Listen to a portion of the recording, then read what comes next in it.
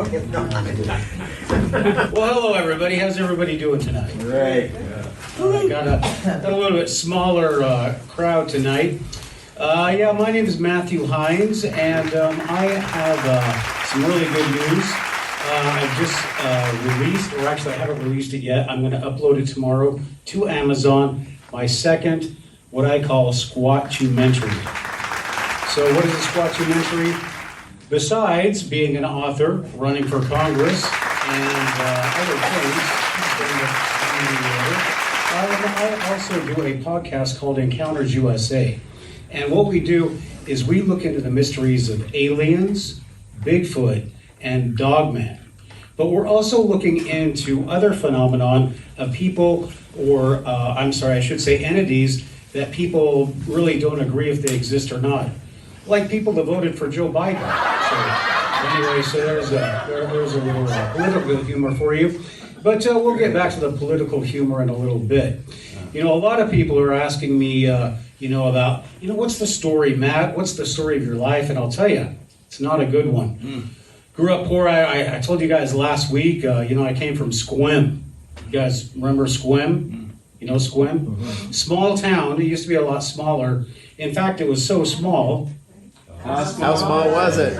It was so small, the city limit signs were on the same post. So really small. And I'll tell you, we were the poor family in town. We were really poor. In fact, we were so poor. How poor were you? Yeah, we were so poor. Our house was really run down. In fact, it was so run down, the city dump sued us for copyright infringement. And we lost. Yeah, it was really bad. The house was so run down that homeless people would bring their kids by just to see how good they didn't have it. So it was pretty bad. And our outhouse actually got honorable mentions in better outhouses and compost piles, but that was such a good thing. Yeah, and growing up in Sequim, a small town. I don't know if you guys, I guess Snohomish, pretty small town. A small town is a place where everybody knows your name and your driving record. So that's kind of like how Sequim was. And being from a poor family, it really didn't help me much, especially when it came to school. I didn't do so well in school. In fact, they identified me early on as an alpha male. That's because I couldn't pick up the alphabet very easily. So alpha male. So school was pretty hard on me. When I got into high school, I just really didn't get it. Did not know attendance was mandatory.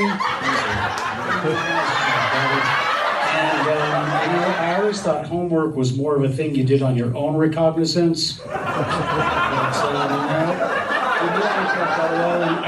Actually, I liked high school, planned on making it a career, but that didn't work out after 4 years. They gave me the boot, and things kind of went downhill from there. Got into a gang, lots of violence, weapons, drugs. Yeah, I was in the 82nd Airborne. That gang thing didn't work out. I mean, first of all, the thing about the 82nd Airborne is, a lot of gangs, you have women, but not in the 82nd Airborne. And I think there's a reason for that. Most women do not want anything to do with a man that will jump out of a perfectly good plane. They like the ones that fly them, the ones that jump out of them. No, I can leave that alone.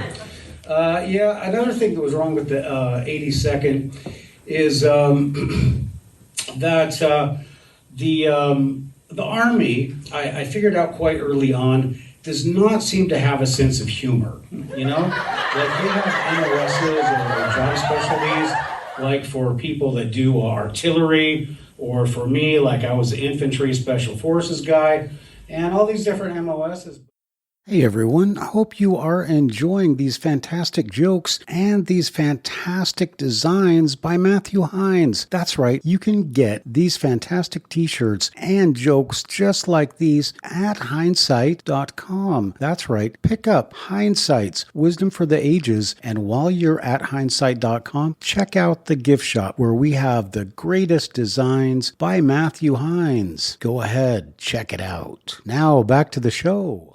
MOSs, but there's none for like comedian or playwright or a songwriter, whatever. So I think that it's really hard to get really ahead as a comedian in the Army. So after the Army, I got tired of the drugs, the weapons, and the violence, and I got out of the Army and developed a huge drinking problem. That's right, I graduated from Wazoo. Yeah, graduated from Wazoo. I'm proud to say with a 3.8 blood alcohol level. So, pretty proud of that.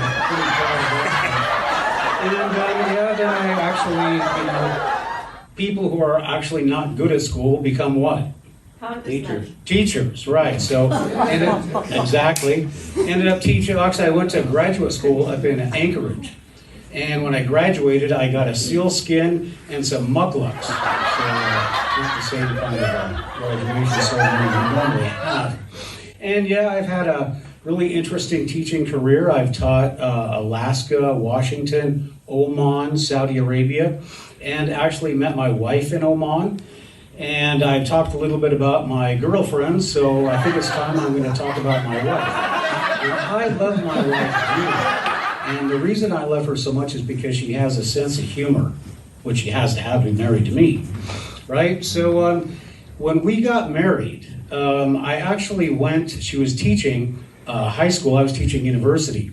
And I went to, I got the ring and everything. And, Oman and other countries are not the same as the United States. Culture is a big thing. And I lived over almost 2 hours away from her. And by the time I bought her wedding ring, or her engagement ring, that news already traveled like 2 months. I don't even know how they did it so fast, but by the time I showed up at her house to propose to her, I called her on the phone. I said, I'm outside. I got some important stuff I want to talk to you about. She said, well, I won't be home for about 2 hours. So, I wasn't sure she was going to say yes to me. And anyway, so we decided, unbelievably, she did say yes, still having that sense of humor, but getting married, being Christians in a Muslim country, not the easiest thing to do. So we had to find a Christian preacher. And we found one, and this guy's just looking at me, and he's got a really, really bad scowl on his face. And finally he broke down. He says, all right, tell me the truth. Are you pregnant? I said, well, no, I'm getting menstrual cramps really bad right now. He didn't have a sense of humor. And I won't say that we had, it wasn't really your normal shotgun wedding. I mean, like my wife wasn't pregnant, but I forgot my wallet and I couldn't pay the preacher. So, speaking of shotgun weddings, I actually attended one earlier on.